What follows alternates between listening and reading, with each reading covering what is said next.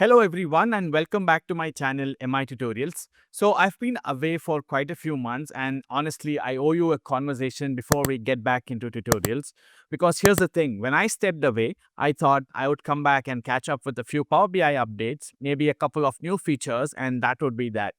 But something happened while I was gone. And I don't mean a small update or a new visual or a DAX function. I mean the way we interact with data tools fundamentally changed. In the last several months, the AI space has moved so fast that we went straight from AI can help you write DAX to AI can build your entire semantic model from a single sentence. And that shift happened faster than most people realize. So in this video, I want to basically catch you up with some of the biggest things that have landed in Power BI and and then I also would like to show you something live that is going to completely change the way how you work. Let's get into it. Let's start with the big picture because this context matters for everything else. The single biggest shift in the last several months, and I would argue in the last few years, is something called MCP, Model Context Protocol. Now, if you haven't heard of this, stick with me because this is not just a technical thing you need to understand deeply. What you need to understand is the outcome. Before MCP, AI tools like Claude or ChatGPT were brilliant at answering questions and generating text or code, but they were isolated. They lived in chat windows. You'd copy the output, paste it into your tool, fix errors, and repeat. MCP changed that. It's essentially a standard that lets AI models connect directly to the tools you already use, be it Power BI, SQL, Excel, or your file system, etc. Instead of AI telling you what to do, AI now does it for you inside the actual tool. I'm going to show you that live in this video, so let's get started. All right, now let's jump over to Claude Code. Now, in this tutorial, I will not be showing you how to create that MCP server connection between Claude Code and Power BI. If you need that tutorial, there are quite a lot of videos. I'll also leave a link to the guide in the description below. You can refer that. If you still need a video of me explaining how to set up that MCP server, please do let me know. I will be happy to create a dedicated video on that. All right. Now, I have a Power BI report here. Let's save this Power BI report. And I'm going to call this as MI Tutorials Demo and save this file as a PBIP file and hit that save button. And once this is saved, I have a blank report. Now, instead of typing, I'm going to use a third-party application called Whisperflow, which is super easy to use. And all I need to do is click a couple of buttons and I can talk to Claude.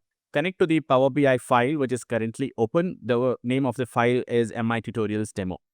Once this is done, hit OK and send it to Claude. Let's see what happens. All right, so now it says it's connected. I found the Power BI instance, MI tutorial demo running on this local host, etc. All right, now what I will do is I'm going to paste the location. This is where I have all my files saved and I'm going to import all of them.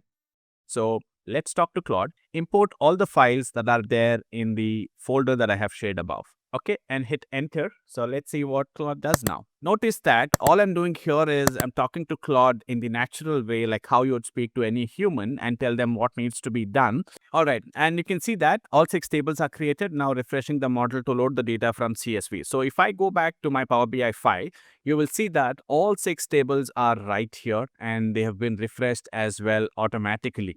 How cool is that? So Claude is again asking for some permission. Let's give that permission so that it can refresh succeeded. Let me verify the row counts loaded into each table. It probably will also give me all of the details regarding the rows, the number of rows that we have in each of this table. How cool was that? And there are also a few details that this is currently sharing with us. Sales.csv was named sales in the model, drop the trailing underscore, and it sort of understands what needs to be done. For example, dates were parsed in US date format, empty delivery dates loaded as blanks, unit cost USD and price USD in products had 6.62 text formatting.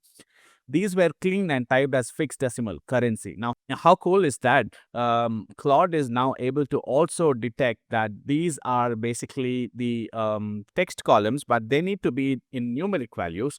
So it has automatically cleaned up. It has removed the dollar value and it is now only retaining 6.62. And it has also changed the format here as fixed decimal. subcategory key and category key stayed as text to preserve leading zeros, etc. Right now, this is absolutely fine with me. All right, so I'm happy with whatever that has happened here. I can review and make any changes, further changes if required. Now, let's go back to Power BI, and I can see that in my model view, I can see my fact table and my dimension table. Now, let's create a relationship between these tables as well, because without relationships, our model is incomplete. So let's go back to Claude and ask Claude to create relationships between these tables. I don't have to do this manually. Claude will also figure out the relationship that it needs to create. It will suggest me what relationships should I create, and once I confirm, it will go ahead and create those relationships. Let's see how it works. Identify all the relationships that need to be created between the fact table and the dimension tables, and let me know the relationships before you proceed and create them.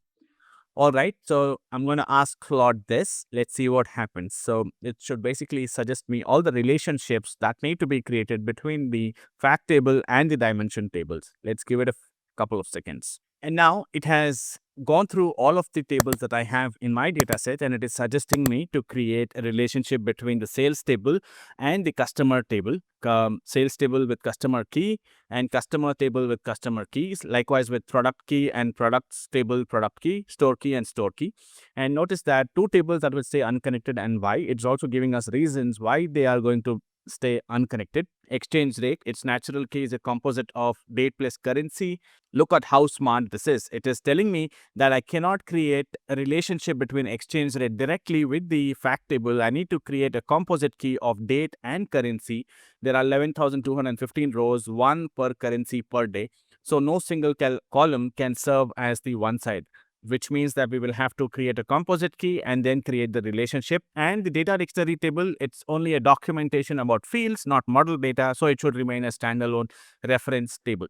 Now, how cool is that? There's also one more observation. The model has no calendar date.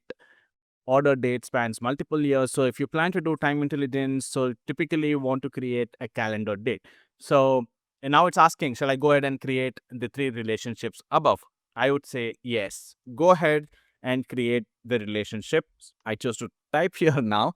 So let's go ahead and create these relationships. And if I go back to my Power BI, you can see that the relationships have already been created here with the three tables that we had. Exchange rate, I will leave it for now because we need to create a composite key. Claude can create that relationship as well. It can create the composite key and then create the relationship. But for the sake of this tutorial, I'm going to skip that. And I'm going to straight away jump on creating a calendar table, and I'm going to show you how we can create time intelligence and core measures that are needed for our model. So all three relationships have been created. It's also running a sanity check and filters actual propagate from the dimension table into sales, etc. So once all of that is done, it is going to tell me that this has been successfully created. Just waiting for a couple of more seconds. So it's now created all of these three relationships and is also verified that they are working, right? And filtering by product category splits the data into this. So how cool is that? It's giving us all the information that we need. Next, logical steps. If you want them, create a calendar or a date table, mark them as a date table, or start from the measures. So let's go ahead and create the calendar table because I definitely need one. So go ahead and create a calendar table, include all the relevant fields that I would need in a date table, and also add fiscal year, fiscal month, fiscal quarter columns. Remember that my fiscal year starts in the month of April, ends in the month of March. So create the calendar table accordingly. I've now given the details about my calendar table. It's now going to create that for me. And all right, so I now have a calendar table created from April 1, 2014 to March 31st, 2021. Let's check if that has been created correctly. And fiscal year, fiscal quarter, month, etc. All of that has been created. Let's go back here into my calendar table. I can see that this is also marked as a date table in this case, and I have all of these fields created. Now, if I have to sort of create all of this manually, it's going to be an extremely time-consuming task for me. Let's go back to Claude, and now I'm going to ask Claude to create core measures and time intelligence measures as well for me. I want you to now create all the core measures and time intelligence measures and create that in a separate measures table, have them organized very clearly. Okay. And I'm going to hit enter now. So let's wait and watch. And see what Claude is going to create for me. Notice that I have been very vague in whatever I want till now. If you need something really specific, you can definitely mention that to Claude, and Claude is going to create that for you. For the sake of this demo, I'm just being extremely vague, and everything is out there in open, and for Claude to decide what it needs to create. For example, in the measures table, I just asked Claude to create time intelligence measures. I did not ask Claude to create year to date or month over month or year over year or quarter over quarter, right? I did not mention anything of this sort. I'm just being vague and asking Claude to create whatever is possible. So let us see what it comes back. And if you see something that is missing, you can definitely ask Claude to add that, and Claude will add that back into your measures section. Notice that it says 32 measures have been created. In how much time? It's only about 1 minute and 40 seconds. In 1 minute 40 seconds, Claude was able to create 32 measures.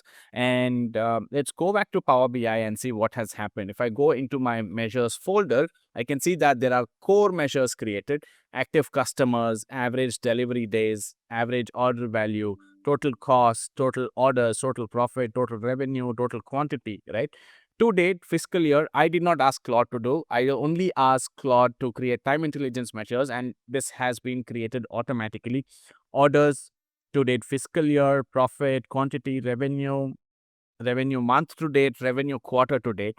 Notice that it did not do profit month to date, year to date, quarter to date, right? So if you need, you can definitely ask Claude to add that. And in the prior year and year over year has been automatically added as well. Orders previous year, orders year over year percentage. Likewise for profit, revenue, etc. It's going extra mile in case of revenue here because Claude probably thinks that revenue is an important field and they need to add in more details in here. And it has also added rolling and trend. How cool is that? Revenue month on month percentage, revenue previous month, revenue 12-month rolling, revenue 3-month rolling, right? So all of these measures have been now created. Let's go back to Claude, and it is giving me all of the details that have been created. How cool is that? And remember that the amount of time that I have spent here, it just took less than 2 minutes for me to create all of these 32 measures neatly organized in 4 different folders. Just amazing. All right, so now we have our tables imported. I have the relationships created as well. I also have measures created, right? Now, the next step would be to create the report itself. We need to have visuals. So let's go back to Claude and see if Claude can do that as well for us. So let's ask Claude to create our visuals as well. So let's talk to Claude. I want you to create an executive summary, which I will be presenting for my executive leadership team. And I want you to suggest me the visuals that I need to have on my page 1. Once you provide me with all the suggestions and I approve, then you can go ahead and create these visuals for me. All right, so let's hit enter and see what Claude has to say. All right, so let us see what is the suggestion that I've come from Claude. The first row, title plus filter, slim strip across the top, page title, executive summary on the left, a fiscal year slicer drop down on the right, so leadership can flip between years, defaulted to the latest complete year. KPI card strip, 5 cards, 10-second read, revenue, profit, margin, orders, average order value. Cool, I'm happy with that. Row 3, the main story, 2 visuals side by side, revenue trend line chart, widest visual 60% width, revenue fiscal year to date versus previous year column, chart by fiscal quarter, Q1 to Q4, show spacing within the selected year. Row 4, composition, 3 visuals side by side, revenue by category, revenue by country, online versus physical stores, design principles applied on screen, etc. For the sake of this tutorial, I'm going to say I'm good with this. All right, I'm happy with all of these suggestions, and if you need to make any changes, you can make. But for the sake of this tutorial, I'm going to proceed with whatever Claude is suggesting right now. Now, one thing to keep in mind here when creating the visuals versus process when we created the measures and imported the files. What Claude is suggesting here is that you save the file, and if the file is saved in the enhanced report format, which is PBIP, save as, choose PBIP, and once you tell me where it is saved, I'll write the page definition directly and you just reopen the file. Alternatively, I can drive the desktop UI with computer control, but PBIP route is far more reliable, right? So I approve this layout. All I now need to do is I'm going to come here and I'm going to share the path. I'm going to paste the path where I have my file created and say enter on Claude. This is the folder where I have my PBIP file saved, and I approve this layout. Please go ahead and create all of these visuals in page 1. Okay, let's hit enter and wait and see what happens. All right, now it's telling me that model is now complete in live session. However, there's a critical sequencing step. It has mentioned the PBIP on disk was saved before all our model work. The model files are on disk are currently empty, and if I write visuals now, your next save from desktop would wipe them. Please do these two things in Power BI desktop. Tell me done, right? It's asking me basically to save the file, and after all the work that we did here, right? We added measure, imported the tables, etc. I have not saved the file. That's the reason why it's asking me. How intelligent is Claude to tell me that if I go ahead and create these visuals, whatever data that you have saved is going to be overwritten, right? So I need to hit the save button here. Once this is saved, it's also asking me to close this. And once you say done, I'll write the complete executive summary. Now I'm going to say done, which means that I have saved the file. I've also closed the Power BI desktop, right? Now, let me verify the saved capture full model before writing visuals. It's also verifying that whatever I'm saying, if that is correct and if it has all the information that it needs before it goes and creates those visuals for me. I am truly impressed. And whatever that I'm showing you here is a live example. It's not scripted. I'm just showing you whatever live that is happening while I'm trying to create this report in front of you guys. All right, so it says all visuals are written, the executive summary page is built, 17 visuals are written and valid. Reopen Power BI desktop so that you can see the finished page. All right, so all of this is done. So let us open Power BI again. All right, the moment of truth. Let us see what visuals have been created. All right, so this is the executive summary tab that has been created by Claude, and I can already see some misalignment or issues here. One is the slicer that I have here. It does not seem to pick up the fiscal year for some reason. If I add the fiscal year, I had to add this manually for some reason. Now we can investigate why that didn't pick up automatically. I have the fiscal year. If I select 18, 19, you can see the values changing here. If I 2021, all the values are changing here. I might need to resize this. Probably another thing that we did not mention, Claude, is that they can work around with the size of the page. We can change the canvas. We can change the page size so that we can accommodate all the visuals. Probably we've added more visuals than needed. We probably don't need so many of the card visuals in here. We can probably reduce the number of cards that we have here. And notice that this has also added total revenue previous year by year, month, revenue here, total by country, revenue by category, revenue by store type, etc. All of these details has now been created by Claude.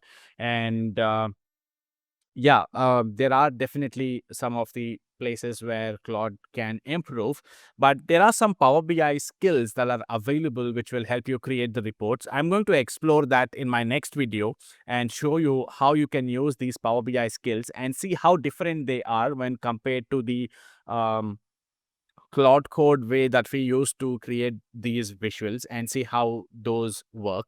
And likewise, you can go ahead and create more visuals here. And we've also did not mention anything about the color schemes, colors, etc. in this case. Probably in future, I'm going to make all of those videos talking about that. And there are also some cool ways of creating some custom visuals using HTML visual. I'm going to talk about that as well in my future videos. So stay tuned to my channel, subscribe to my channel and hit the like button. If you've enjoyed today's video, hit that like button and drop in a comment and let me know what you think. That will motivate me to create more videos for you guys. I hope you have enjoyed this video. I'll see you in the next one.